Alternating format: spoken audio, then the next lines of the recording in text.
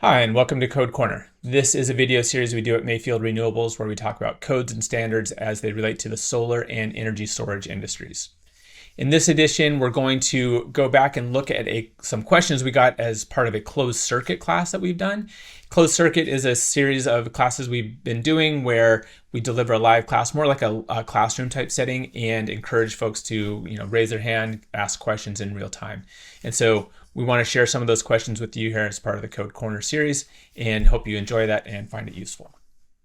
Somebody had asked, Kimberly asked a question about the residential versus commercial requirements within within IFC itself. And so I just want to point out this exception that comes in right away in 1207 and talks about group R3 and R4 occupancies, basically residential applications that are only required to comply with 1207.11. And then it goes on to say, except where these 11.4 requires compliance with the earlier chapters. And so essentially what this exception is saying is if you're doing a residential application, you're going to go to 1207.11, and those are your rules. And you don't have to look at the 1 through 9 sections because they're only applicable to non-residential applications.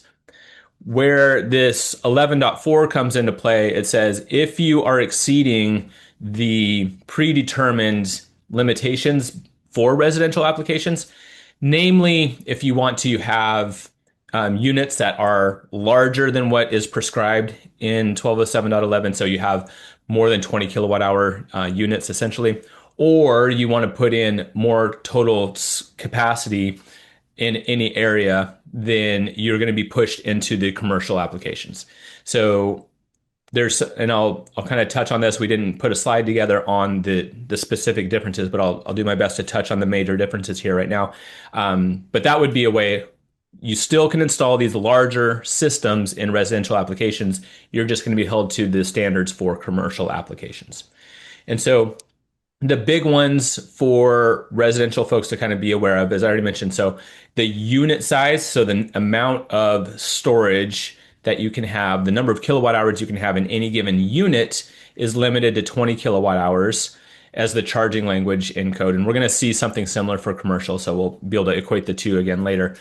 20 kilowatt hours, and there are different areas within a residential application: inside a garage, inside a utility closet, outside, mounted on the wall, outside remote from the building. Each of those are considered a fire area, and each of those have limitations on the total storage that you can have. So depending on the location, it's 40 to 80 kilowatt hours.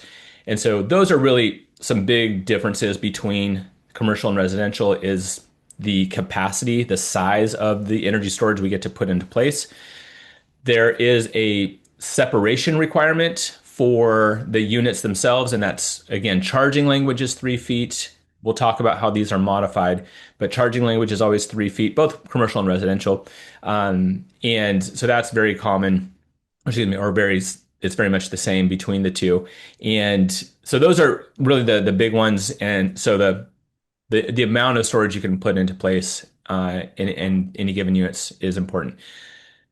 There are exceptions. We're going to talk deeply about this, so I'm not going to jump the gun too much, but through testing, through 9540A, we are able to both increase the size of the units, so you can exceed 20 kilowatt hours, and you can reduce the spacing between those units. You can go less than 3 feet as long as your ASJ is accepting of the documentation that is provided by the manufacturer.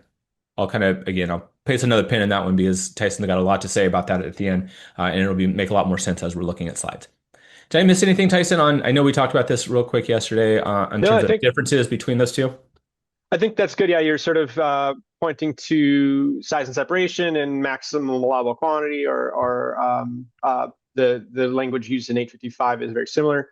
We're actually going to see that in 1207.5 as it relates to the commercial, and we can, if need be, we consider reference back for that compare and contrast with best products under 20 kW. Perfect. Okay, let's move on to the next slide and kind of just the layout, and you can kind of click forward a couple, and we can see that. Just kind of, again, I said this, but this helps kind of just lay that out. So commercial applications, chapters 4 through 9, residential, only going to be in that, in this case, chapter 15 for 855. So again, you're seeing there's the 855 is following suit with IFC in terms of how we're talking about this. The numbering system is different, so it's not going to be one for one. And so that's why as we're going through, you're going to see some different numbering schemes in our headers in order to help kind of guide you along that way, essentially creating your own cheat sheet on that. So 855, this is just to say 855 very much follows IFC in that way that is presented and the chapters that we're looking at.